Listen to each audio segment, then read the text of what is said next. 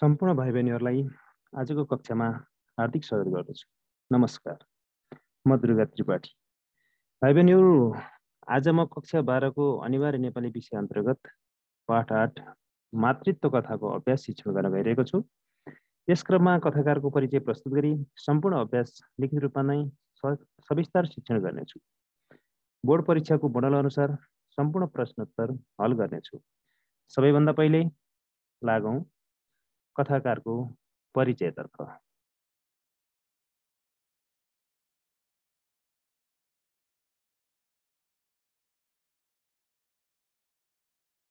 नेपाली साहित्यको आख्यान विधामा महत्त्वपूर्ण योगदान पुर्याउने सामाजिक यथार्थवादी, प्रगतिवादी एवं नारीवादी मनोवैज्ञानिक कथाकार भागीरथी श्रेष्ठको जन्म विक्रम सम्वत 2005 साल असोज 14 गते लुम्बिनी अञ्चलको गुल्मी जिल्लाको रेडी बजारमा माता जानकी बजिमय र पिता राजकुमार बजिमयकी सुपुत्रीको रूपमा भएको थियो। उनले स्नातक तहसम्मको अध्ययन गरेकी थिइन्।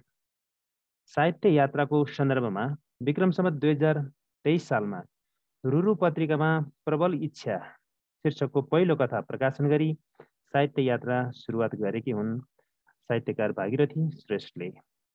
नेपाली साहित्यको आख्यान विधामा उनले महत्त्वपूर्ण योगदान पुर्याएकी छन्।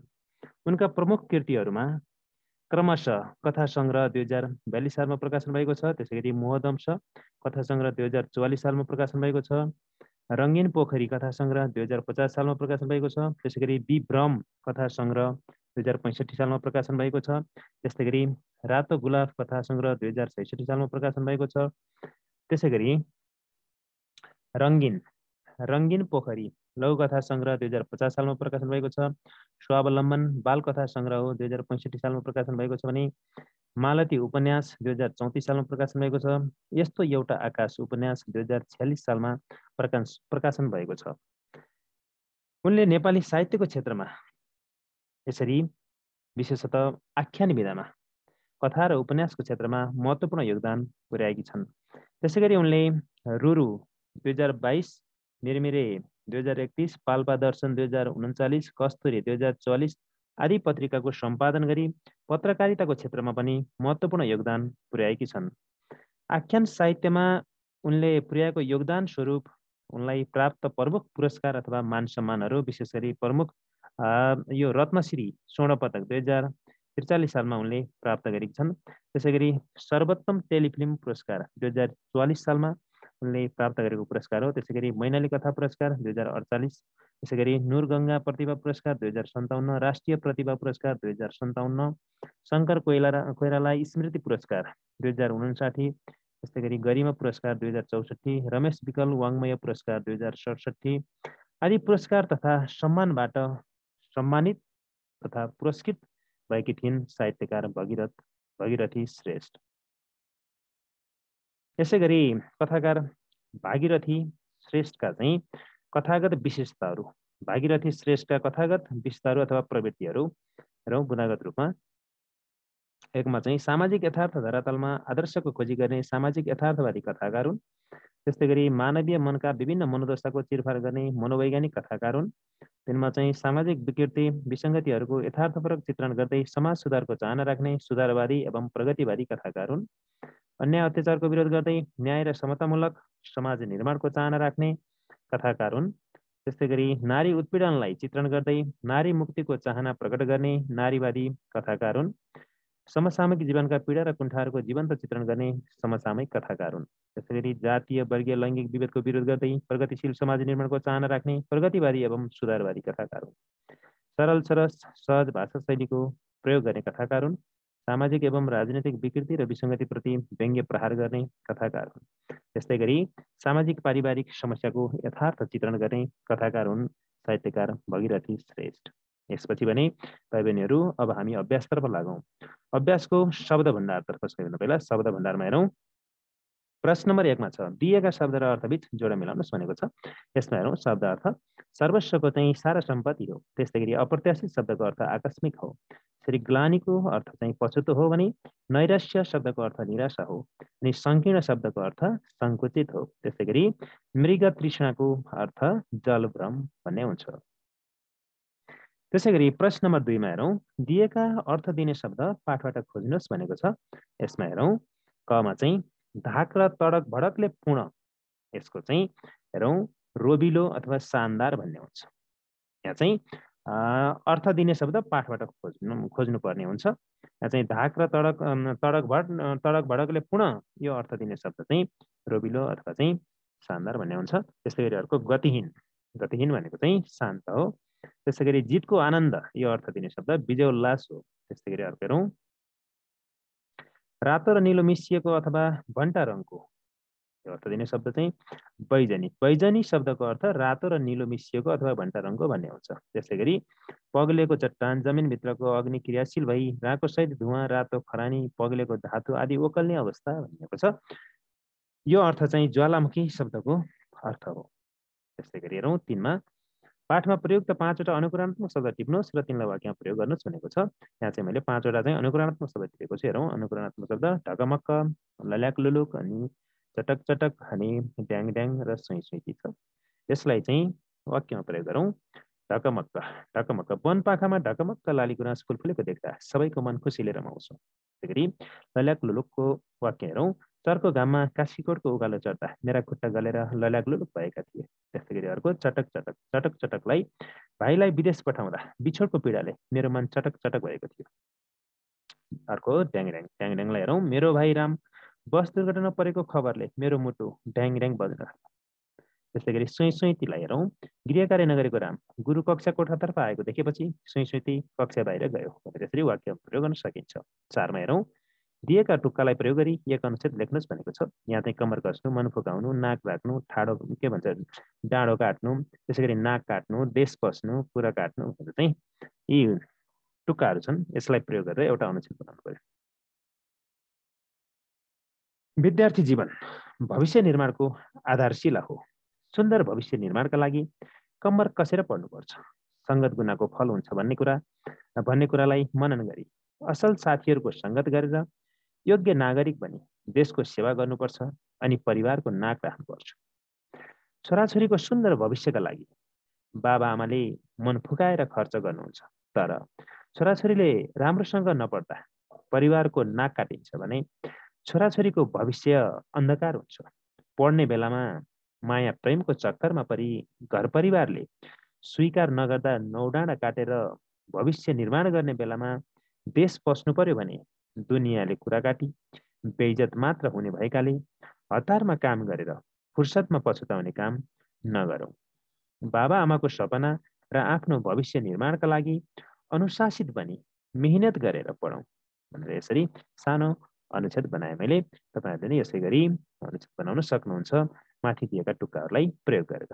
त्यसै गरी अब हेरौँ बोध अभिव्यक्ति। बोध अभिव्यक्तिमा मातृत्व कथा पढी यसका आदि मध्य र अन्त्यका मुख्य मुख्य घटना भन्नुहोस् भनेको छ। यसमा हेरौँ आदिका मुख्य मुख्य घटनाहरू। यसमा एउटा शनिबार सदा चाहिँ ममताले झ्यालमा बसेर सुबोधको प्रतीक्षा गर्नु, छोराले सुबोध दिनदिनै आएको नरुचाएपछि ममताले सुबोधले सबैलाई माया गर्ने गरेको बताउनु, त्यस्तै गरी हवाईजहाज दुर्घटनाबाट पति गुमाएकी ममताले आफ्ना 2 छोराछोरीका साथ एकल जीवन बिताउनु। यी चाहिँ सुरुवातका घटनाहरू हुन्। आदि अथवा यो कथाको अग्रभागका अथवा आदिका मुख्य मुख्य घटनाहरू हुन् भने मध्य भागका मुख्य मुख्य घटनाहरूलाई हेरौँ। पतिको साथी सुबोधले ममतालाई सान्त्वना दिनु, सुबोध र ममताले एकअर्कालाई मन पराउन थाल्नु, अनि त्यसै गरी सुरुका दिनमा ममता र सुबोध दुवै एकअर्काको इच्छा अनुरूप चल्नु। त्यस्तै गरी ममतालाई आफ्नी बनाएर सुबोधले छोराछोरीलाई गाली गर्ने र हप्काउने गर्नु, अनि त्यस्तै सुबोधले छोराछोरीप्रति गर्ने व्यवहारका कारण ममता आहत हुनु अथवा आहत बन्नु अथवा दुःखी हुनु। यो चाहिँ कथाको मध्य भागका चाहिँ मुख्य मुख्य घटनाहरू हुन्। त्यसै गरी अन्त्य भागका चाहिँ मुख्य मुख्य घटनाहरू हेरौँ। मुख्य घटनाहरू ममतालाई मातृबोधले सताउनु, अनि त्यसै गरी सुबोधसँग रहँदा सुन्दर र सुखी परिवार नहुने सोचेर सुबोधलाई परित्याग गर्नु। यो चाहिँ कथाको अन्त्य भागका मुख्य घटनाहरू हुन्। त्यसै गरी प्रश्न नम्बर 2 मा भनेको छ कथा पढी दिएका प्रश्नको उत्तर भन्नुहोस् भनेको छ। यसमा हेरौँ ममता झ्यालमा बसेर कसको प्रतीक्षा गर्दै थिइन्। यसमा हेरौँ उत्तर ममता झ्यालमा बसेर सुबोधको प्रतीक्षा गर्दै थिइन्। ममता र सुबोध नजिकिनुको कारण के हो? ममता र सुबोध नजिकिनुको कारण दुवैले एकअर्कालाई मन पराउनु हो। त्यस्तै गरी गमा ममताको कुन बानी सुबोधलाई मन परेको थिएन? यसको उत्तर ममताको सेतो र पहेँलो साडी लगाउने बानी सुबोधलाई मन परेको थिएन। त्यस्तै घमा सुबोधको कुन बानी ममतालाई मन परेको थिएन? यसलाई हेरौँ। सुबोधको चुरोट खाने बानी ममतालाई मन परेको थिएन। त्यस्तै गरी प्रश्न नम्बर 3 मा मातृत्व कथा पढ्नुहोस् र दिएका घटनालाई क्रम मिलाएर लेख्नुहोस् भनेको छ। यहाँ चाहिँ क्रमबद्ध छैनन्। यहाँ चाहिँ घटनाको क्रम चाहिँ क्रमबद्ध, यो घटनालाई क्रमबद्ध रूपमा नदिइकन यो अगाडि पछाडि घटनालाई चाहिँ अगाडि पछाडि राखेर चाहिँ यो मुद्दाहरू दिएको छ। यसलाई हामीले यो क्रम मिलाएर लेख्नु पर्यो। कथाको घटनाक्रमलाई हामीले मिलाएर लेख्नु पर्यो। यसको उत्तर हेरौँ।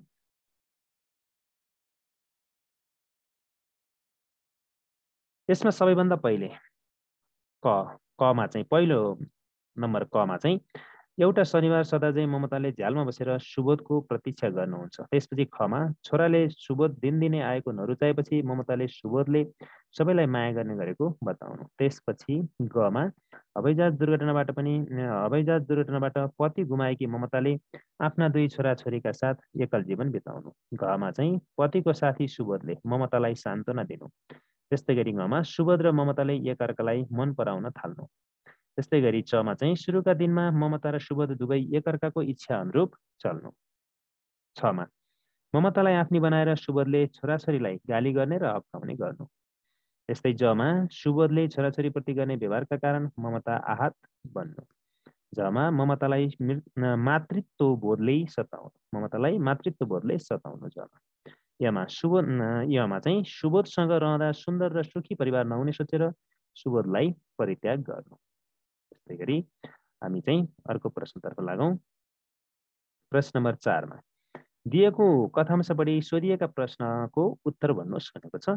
यहाँ चाहिँ यो बोर्ड परीक्षामा सोध्ने मोडलको प्रश्न हो। यो प्रत्येक पाठबाट चाहिँ छोटो अनुच्छेद दिइन्छ र त्यसमा चाहिँ छोटो दुईटा प्रश्न दिइन्छ। दुईटा प्रश्नको चाहिँ उत्तर यही अनुच्छेद पढेर लेख्नुपर्ने हुन्छ। यो प्रश्न नम्बर 4 मा चाहिँ दिएको कथांश पढी सोधिएका प्रश्नको उत्तर भन्नुहोस् भनेको छ। यो कथांश पढेर यी दुईटा चाहिँ क र क का चाहिँ प्रश्नको उत्तर हामीले लेख्नुपर्ने हुन्छ। हेरौँ, यी प्रश्नहरूको उत्तर यसरी लेख्नुपर्ने हुन्छ। कमा चाहिँ ममता किन जीवनसाथीको खोजीमा थिइन् भनेको छ। यसको उत्तर यसरी लेख्न सकिन्छ। हेरौँ, मातृत्व कथाकी प्रमुख नारी पात्र ममता एउटा दुःखदायी हवाईजहाज दुर्घटनाबाट पति गुमाएर एकल जीवन बिताएकी वियोगिनी एवं विरहिणी पात्र हुन्। ममताले पति वियोगमा शून्यता, रिक्तता एवं लोग्नेको अभाव महसुस गरेकी छिन्। उनलाई लोग्नेको अभावमा सिँगै घर सुरुङ जस्तै लागेको छ भने जीवनमा धेरै कुरा हराए जस्तो अनि आफू र छोराछोरीलाई असुरक्षित महसुस गरेकी छिन्। यसरी हेर्दा ममताले आफू र आफ्ना छोराछोरीको सुरक्षाका लागि अनि शून्यता र रिक्ततालाई पूर्णता दिनका लागि, लोग्नेको अभावलाई पूर्ति गर्नका लागि, सुरुङ जस्तो घरलाई खँदिलो बनाउनका लागि, अधुरो अनि अपुरो जीवनलाई पूर्णता दिनका लागि, मायाको निर्मल आकाश र जीवन जिउने आधारका लागि जीवनसाथीको खोजीमा थिइन् भनेर यो चाहिँ उत्तर लेख्न सकिन्छ। ममता किन जीवनसाथीको खोजीमा थिइन् भन्ने प्रश्नको उत्तर यसरी लेख्न सकिन्छ। त्यसै गरी अर्को प्रश्न छ। हेरौँ, खमा ममताले कस्तो प्रेम चाहेकी थिइन्। यसको उत्तर हेरौँ। यस कथाकी प्रमुख पात्र ममता पति वियोगमा विरहिणी बनी एकल जीवन बिताएकी बेसहारा नारी। उनले पति बिना आफू र छोराछोरीलाई साह्रै असुरक्षित अवस्थामा पाएकी छिन्। उनले पति बिनाको जीवन बेसहारा एवं असुरक्षित मात्रै नभएर प्रेमको समेत अभाव महसुस गरेकी छिन्।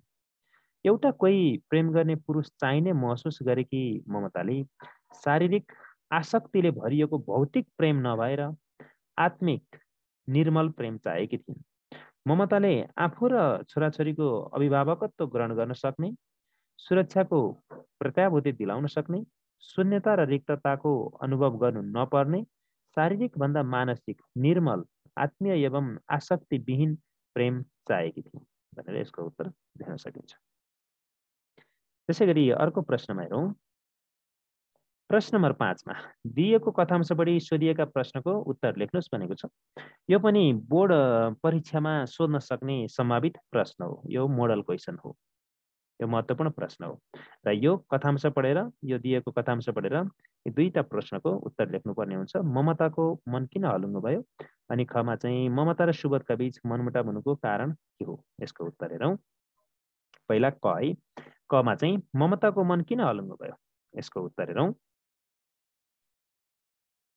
एउटा दुःखदायी हवाईजहाज दुर्घटनाबाट पति गुमाएर पति वियोगमा जलेकी ममताले सुबोधबाट आफू र आफ्ना छोराछोरीको सुरक्षाका लागि मानसिक प्रेमको चाहना राखेकी थिइन्।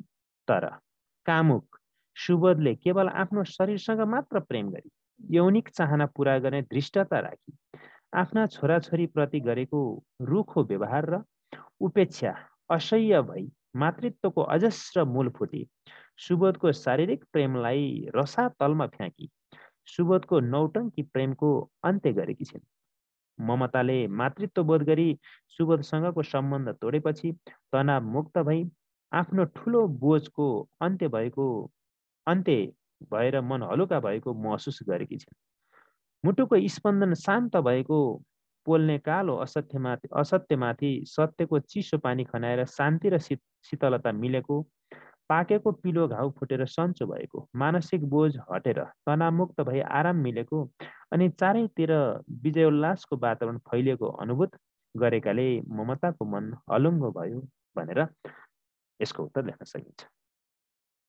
त्यसै गरी खमा हेरौँ। ममता र सुबोधका बीच मनमुटाउ हुनुको कारण के थियो? यसको उत्तर हेरौँ।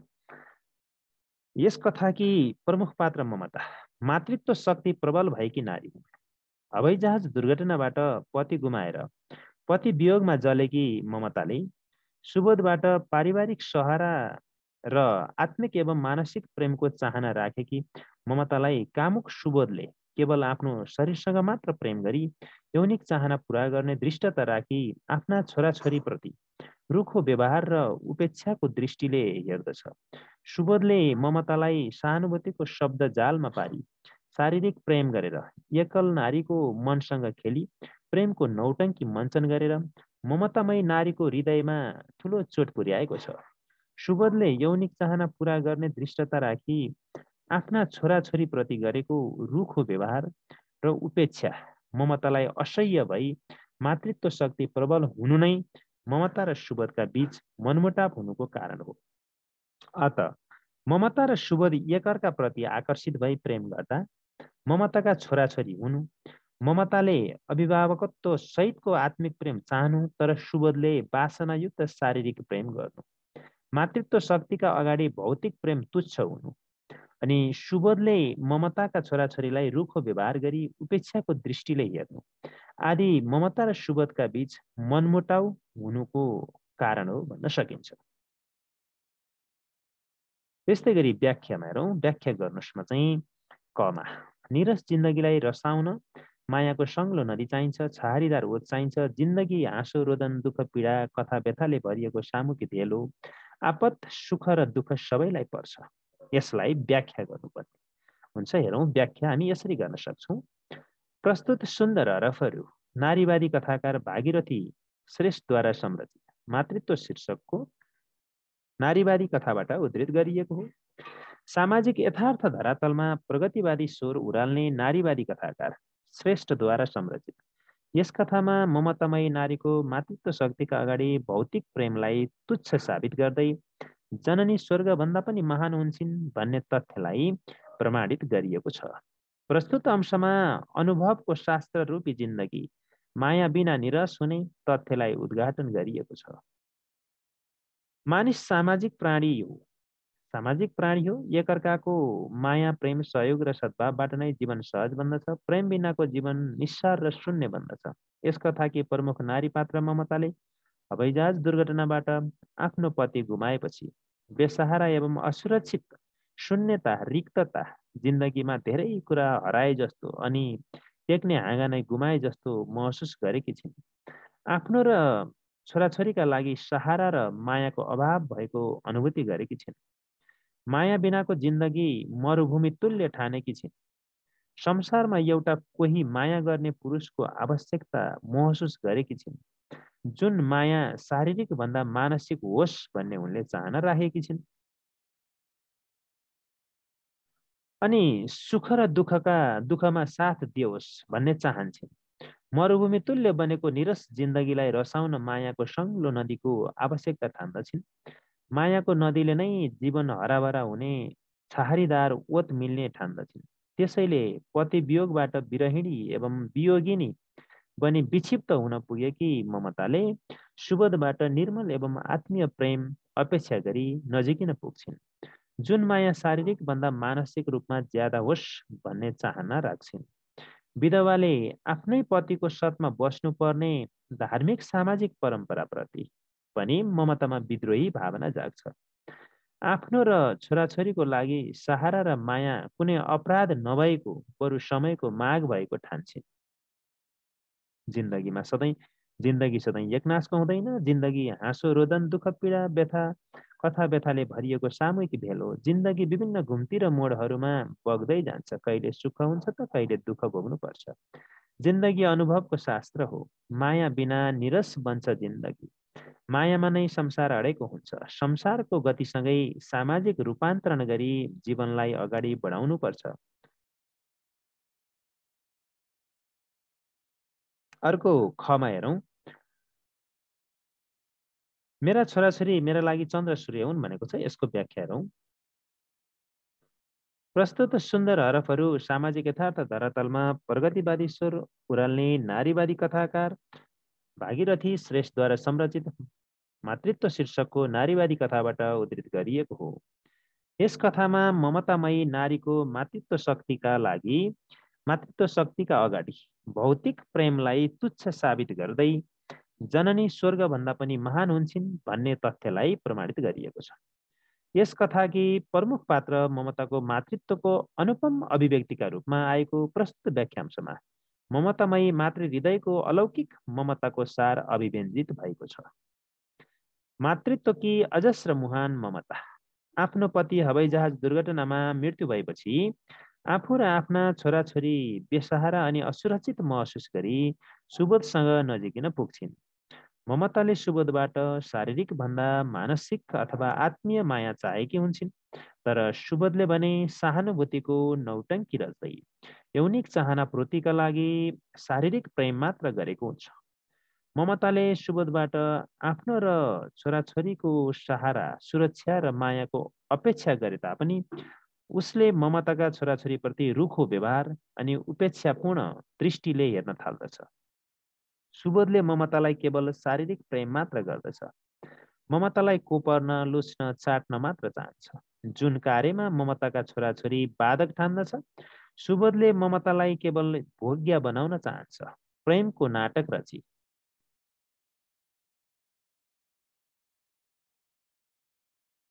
सुबोधले ममताका छोराछोरी प्रति झर्को फर्को गर्ने, रिसाउने, आँखा तर्ने, देखि नसहने, बेवास्ता गर्ने, लापरवाही कुरा गर्छ।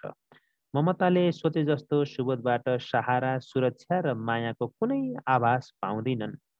छोरी दुर्घटनामा पर्दा समेत बेवास्ता गर्छ सुबोधले। जुन कार्यले ममतामा आफ्नो रगतमाथि श्रद्धा, माया र करुणाको बदला घृणा राख्ने सुबोधसँग सम्बन्ध राख्नु अपराध सम्झी ममताले आफ्ना लागि छोराछोरी चन्द्र र सूर्य समान ठान्छिन्।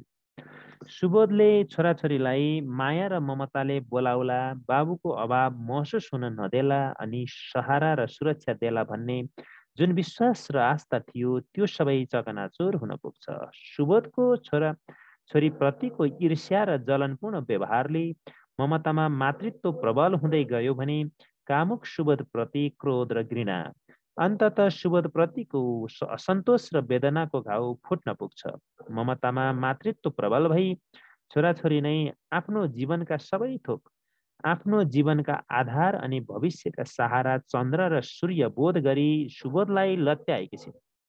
छोराछोरी च्याप्नु नै त्याग अनि धर्म हुने निर्णयमा पुगेकी छिन्। ममताले जननी स्वर्गभन्दा पनि महान हुन्छन् भन्ने तथ्यलाई चरितार्थ गर्न पुगेकी छिन्। प्रश्न नम्बर 7मा ममताले सुबोधलाई परित्याग गरेर छोराछोरीसँग नै सम्पूर्ण जीवन बिताउने भनी गरेको निर्णय तपाईँलाई कस्तो लाग्यो? कथाका आधारमा विश्लेषण गर्नुहोस् भनेको छ। यसको उत्तरलाई हामी यसरी लेख्न सक्छौँ। नारीवादी कथाकार भागीरथी श्रेष्ठद्वारा संरचित मातृत्व कथा सामाजिक यथार्थ धरातलमा नारीको मानसिक द्वन्द्वलाई विश्लेषण गरिएको नारीवादी कथा हो।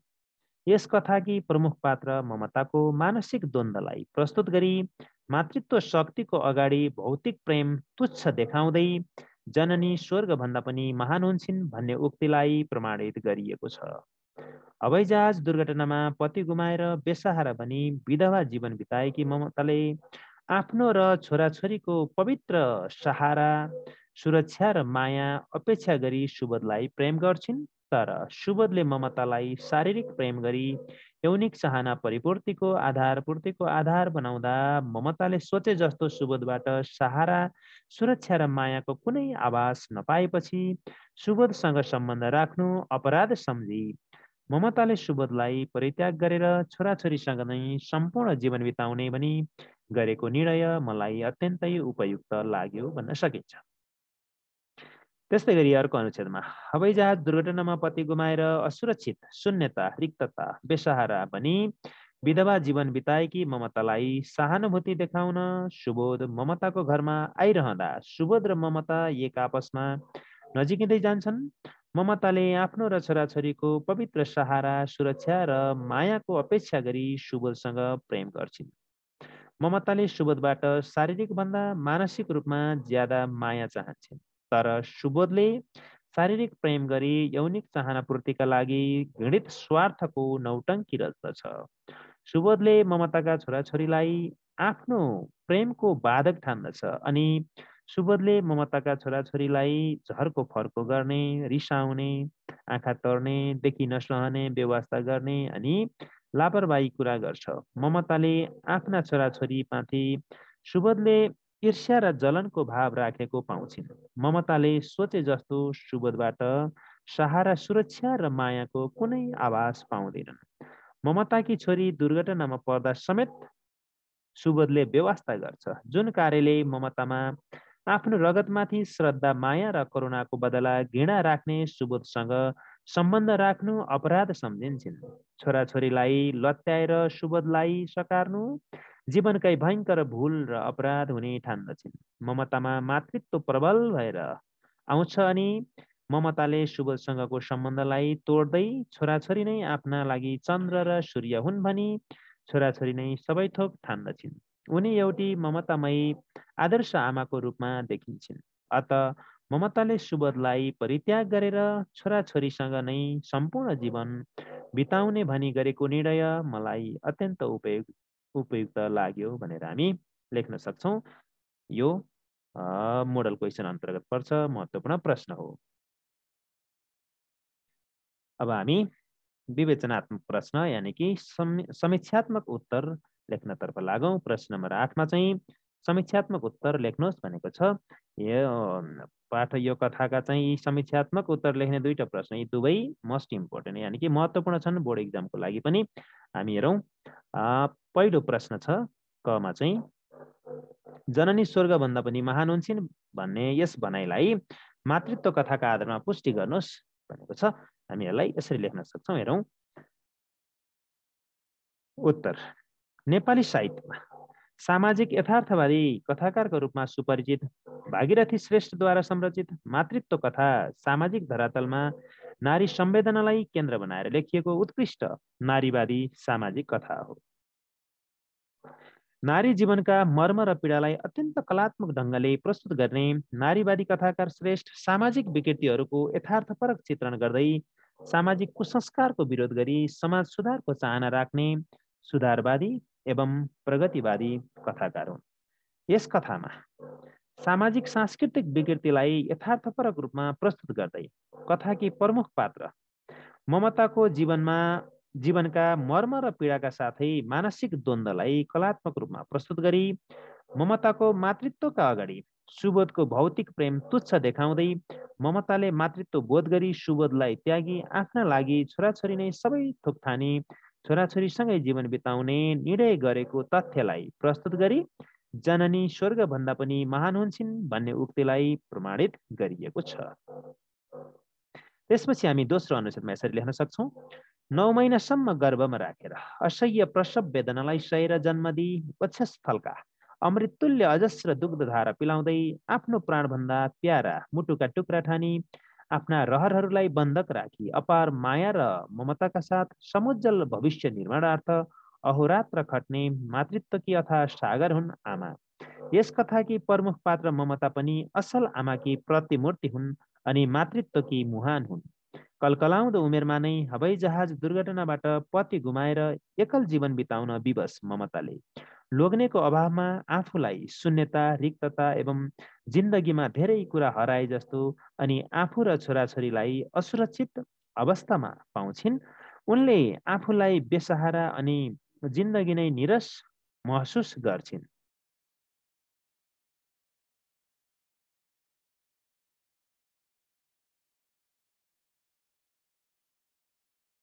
शारीरिक भन्दा मानसिक रूपमा ज्यादा माया गर्ने एउटा पुरुषको आवश्यकता ठान्दछिन्। आफ्नो र छोराछोरीका लागि सहारा र मायाका लागि नै ममता सुबोधसँग नजिकिन्छन्। मरुभूमि तुल्य निरस जिन्दगीलाई रसाउन सामाजिक परम्परा र बन्धनलाई तोडेर सुबोधसँगको प्रेम सम्बन्धमा बाँधिन्छन् ममता। ममताले सुबोधबाट शारीरिक भन्दा ज्यादा मानसिक प्रेम चाहन्छन् अनि आफ्नो र छोराछोरीको सहारा र सुरक्षाको प्रत्याभूति चाहन्छन्। आफ्ना छोराछोरीलाई लोग्नेले झैँ माया गरोस् अनि बाबुको मायाको अभाव हुन नदियोस् भन्ने चाहन्छन्। ममताको सोच विपरीत सुबोध भने ममतालाई आफ्नो यौनिक चाहना परिपूर्तिको आधार ठान्दछ। सुबोधले ममतालाई सधैँ लुच्न, कोपर्न र चाट्न अथवा केवल शारीरिक प्रेम मात्र गर्दछ। सुबोधले आफ्नो चाहना पूर्तिका लागि ममताका छोराछोरीलाई नै बाधक ठान्दछ। सुबोधले ममताका छोराछोरीप्रति झर्को फर्को गर्ने, रिसाउने, आँखा तर्ने, देखि नसहने, बेवास्ता गर्ने, लापरवाही कुरा गर्छ। ममताले सोचे जस्तो सुबोधबाट सहारा, सुरक्षा र मायाको कुनै आभास पाउँदिनन्।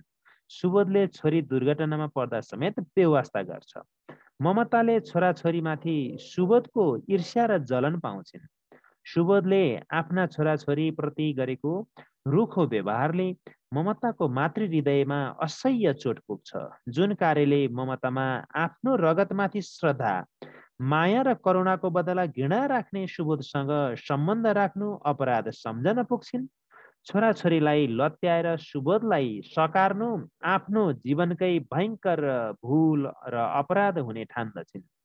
सुबोधले छोराछोरीलाई माया र ममताले बोलाउला, बाबुको अभाव महसुस हुन नदेला अनि सहारा र सुरक्षा देला भन्ने जुन विश्वास र आस्था थियो त्यो सबै चकनाचुर हुन पुग्छ।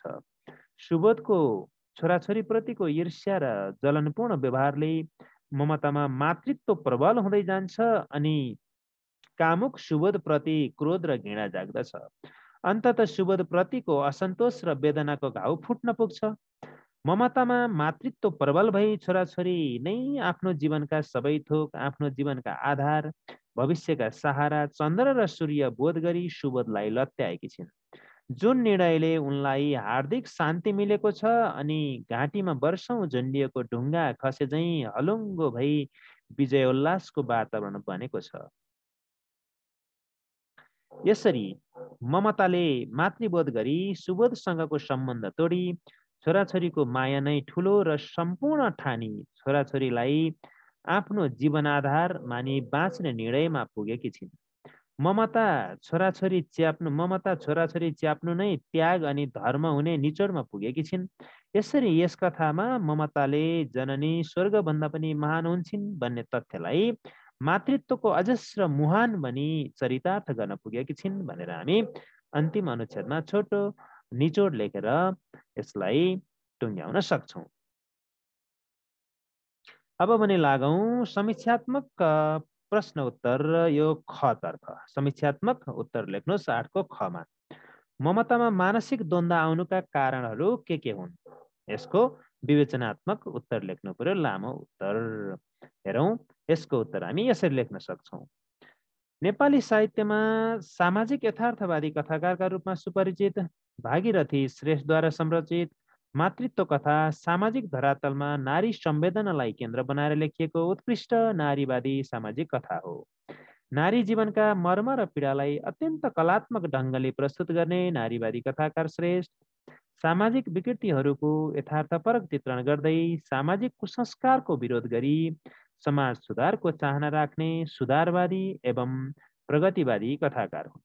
यस कथामा सामाजिक सांस्कृतिक विकृतिलाई यथार्थपरक रूपमा प्रस्तुत गर्दै कथाकी प्रमुख पात्र ममताको जीवनका मर्म र पीडाका साथै धार्मिक सामाजिक परम्परा र एकल महिलालाई हेर्ने सामाजिक दृष्टिकोण एकल महिला ममताले सुबोधलाई सहारा सुरक्षा र मायाका लागि सम्बन्ध गाँच्नु तर सुबोधले ममतालाई यौनिक चाहनापूर्तिको आधार मात्र बनाउनु सुबोधबाट ममताले आत्मिक प्रेम चाहे पनि सुबोधले केवल शारीरिक प्रेम मात्र गर्नु ममताले आफ्ना छोराछोरीलाई सुबोधले बाबुको माया देओस् भन्ने चाहे पनि सुबोधले ईर्ष्या र जलनपूर्ण व्यवहार गर्नु अनि रिसाउने हप्काउने व्यवस्था र लापरवाही कुरा गर्नु ममताकी छोरी दुर्घटनामा पर्दा समेत सुबोधले व्यवस्था गर्नु जस्ता कारणहरूबाट ममतामा सिर्जित मानसिक द्वन्द्वलाई कलात्मक रूपमा चित्रण गरिएको छ। यस कथामा सुबोधको असली रूप पहिचान गरेपछि मातृत्व प्रबल भई सुबोधसँगको सम्बन्ध तोडेर आफ्ना लागि छोराछोरी नै सबै थोक ठान्न पुगेकी कथाकी प्रमुख पात्र ममताको मानसिक द्वन्द्वलाई प्रथम पुरुष दृष्टिबिन्दुलाई अँगाली संस्मरणात्मक शैलीमा उद्घाटन गरिएको छ भनेर हामी पहिलो अनुच्छेदमा नै सुरुमा नै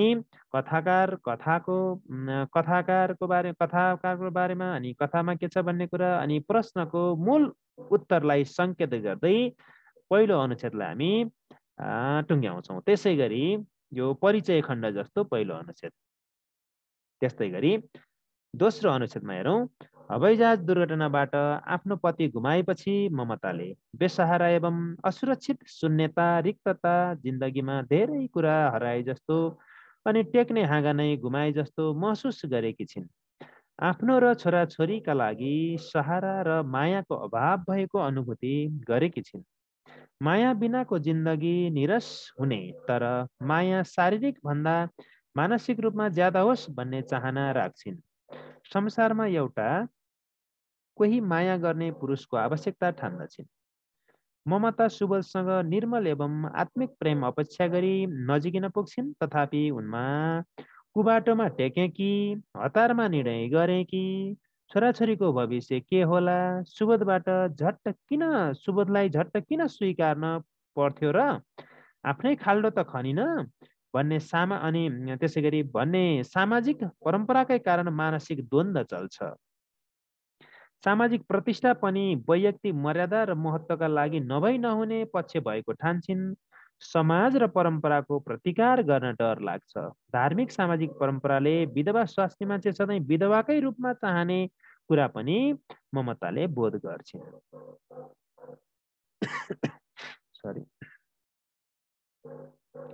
त्यस्तै गरी सामाजिक परम्पराकै कारण द्वन्द्वग्रस्त उनको मनले कहिले मनभरि खुसीका डोब देख्छ त कहिले शङ्का उपशङ्का र लाजका छायाले घेर्दछ। उनले भोलि समाजले यो आइमाई लोग्नेको साथमा छैन लोग्नेलाई नर्कमा पारी भनेर सोच्दै ममतामा विधवाले आफ्नै पतिको साथमा बस्नुपर्ने धार्मिक सामाजिक परम्पराप्रति पनि विद्रोह भावना जाग्छ ममतामा। आफ्नो र छोराछोरीको लागि सहारा र माया खोजेर नबिराएको अनि परम्परा र बन्धनलाई तोडेर कुनै अपराध नगरेको ठान्दछिन् ममताले। आफ्नो र छोराछोरीको लागि सहारा र माया कुनै अपराध नभएको बरु समयको माग भएको ठान्दै सुबोधलाई अँगालेर सही निर्णय गरे जस्तो लाग्छ ममतालाई। ममताले सुबोधलाई अँगाल्नुको पछाडि ममताको मात्रै स्वार्थ नरहेर छोराछोरीको पनि स्वार्थ गाँसिएको छ। तर सुबोधले आफ्नो र ममता बीचको प्रेममा ममताका छोराछोरी बाधक ठानेको छ। ममताबाट सुबोधले छोराछोरीलाई भन्दा बढी माया चाहेको छ, आफूले चाहेको छ। सुबोधबाट ममताले आत्मीय प्रेम चाहे पनि सुबोधले केवल शारीरिक प्रेम मात्रै गर्छ।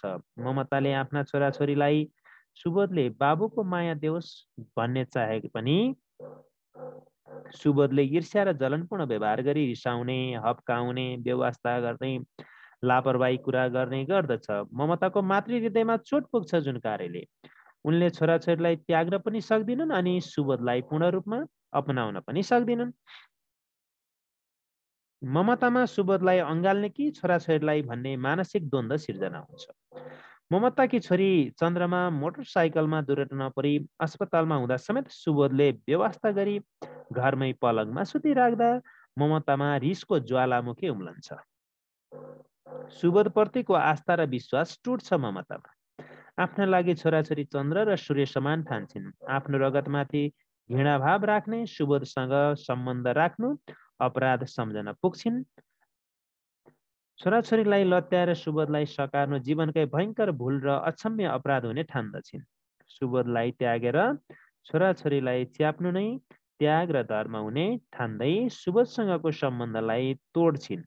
ममतामा सुबोधकी छोराछोरी भन्ने मानसिक द्वन्द्वमा मातृत्वकै कारण छोराछोरी अङ्गाली मुटुको स्पन्दन शान्त भएको, एउटा कालो पतिने असत्यमाथि सत्यको जित भएको, पाकेको पिलो फुटेर सन्चो भएको, घाँटीमा वर्षौं झुन्डिएको ढुङ्गा खसेर हलुङ्गो भएको अनि विजय उल्लासको वातावरण फैलिएको महसुस गरेकी छिन्।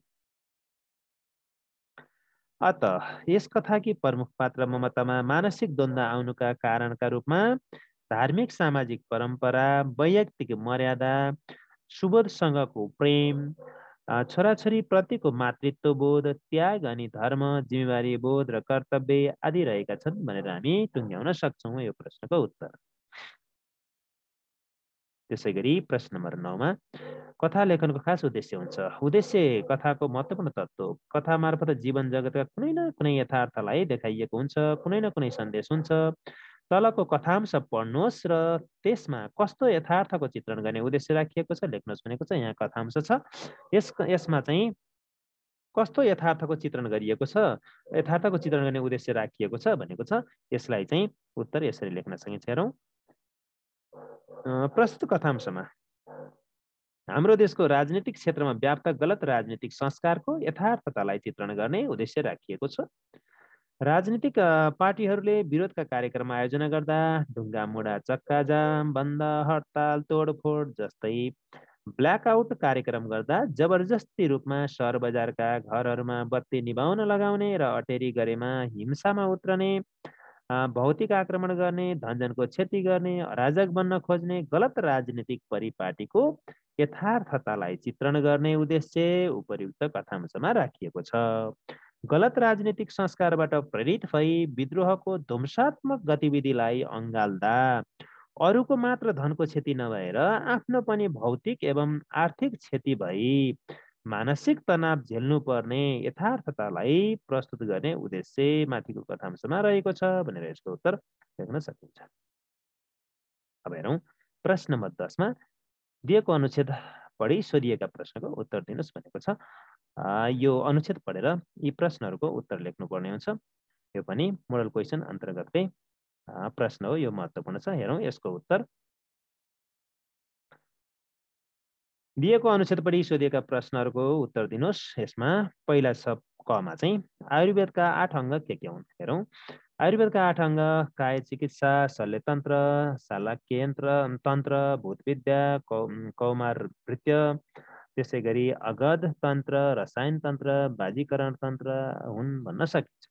त्यसै गरी काय चिकित्सा र शल्यतन्त्रमा कुन कुन रोगको उपचार पद्धति प्रस्तुत गरिएको छ भनेको छ। यसमा हेरौँ उत्तर। काय चिकित्सामा शारीरिक रोग र शल्यतन्त्रमा चिरफार गर्नुपर्ने रोगको उपचार पद्धति प्रस्तुत गरिएको छ। गमा शरीरमा रोगको प्रवेश हुनुको कारण के हो। शरीरमा रोगको प्रवेश हुनुको कारण वात, पित्त र कफ यी त्रिदोषको असन्तुलन हुनु हो भनेर लेख्ने। त्यसै गरी आयुर्वेदले जीवनमा पूर्णायु जिउन के गर्नुपर्ने सुझाव दिएको छ भन्ने यसको उत्तर हेरौँ। आयुर्वेदले जीवनमा पूर्णायु जिउन उचित आहार, उपयुक्त जीवनशैली र उपलब्ध स्थानीय जडीबुटीको सेवन गर्नुपर्ने सुझाव दिएको छ भनेर लेख्नुपर्ने हुन्छ। त्यसपछि चाहिँ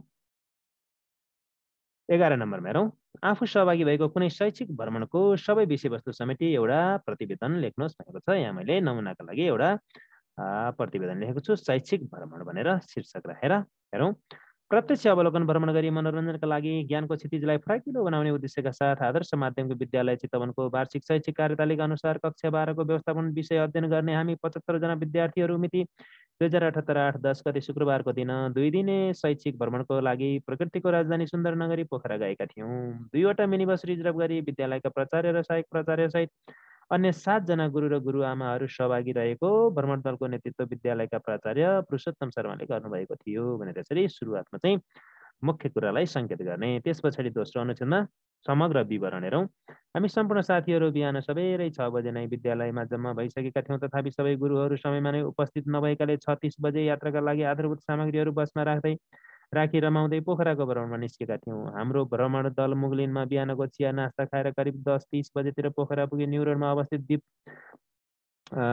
यो चाहिँ दिप होइन, श्रीकृष्ण होटेलमा खाना खाई 11:30 मा लेक साइड गयौँ। फेवातालमा डुङ्गा चढेर तालबारेको दर्शन गरी फेवातालको सुरम्यतामा तन्मय र मनमय हुँदै अलौकिक आनन्दको अनुभूति गऱ्यौँ। फेवातालमा माछा पुछ्रे पौडी खेल्दै पानीको तरेलीमा झिम्क्याउँदै परेली लुकामारी खेलेको दृश्यले मन्त्रमुग्ध बनाएको थियो। केही समय फेवामै डुङ्गा सयर गरी हामी त्यहाँबाट छोरेपाटनमा अवस्थित पातले छाँगो र गुप्तेश्वर गुफा हेरेर फेवा पारीको शान्ति स्तूपा गयौँ। शान्ति स्तूपमा भगवान गौतम बुद्धको दर्शन गरी रमाउँदै फोटा खिच्यौँ। हिम श्रृङ्खलाको रमणीय दृश्यसँगै प्राकृतिक सौन्दर्यको रसानुभूति गर्दै करिब 2 बजे त्यहाँबाट पुनः दिपसागर होटलमा आएर खाजा खाई 4 बजेतिर महेन्द्र गुफातर्फ लाग्यौँ। महेन्द्र गुफा नजिकै रहेको चमेरे गुफा पनि हेऱ्यौँ।